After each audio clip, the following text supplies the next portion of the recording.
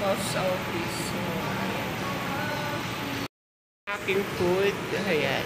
Agang-aga ko kumain. Ang oras is 4:40 ng umaga. Ayan.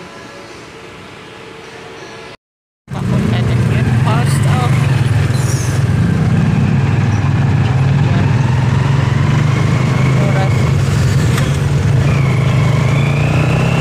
4:36.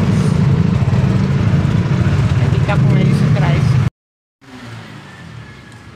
Ayan, nandito ako sa post office ng Taguig.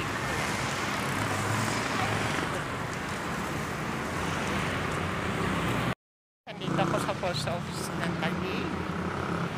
Naghihintay ako mag-open.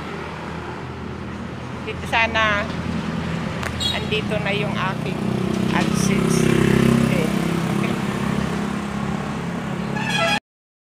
Ayan, alas 8 pa daw bukas ang post office. So, ang oras, alas 6 pa lang. Tagal pa ako maghintay. So, office, ayan. 8. Alas 8 pa daw yung bukas. So, maghihintay pa ako ng 2 oras dito sa post office. Hopefully, makuha ko na yung pinadala ni Lolo sa akin.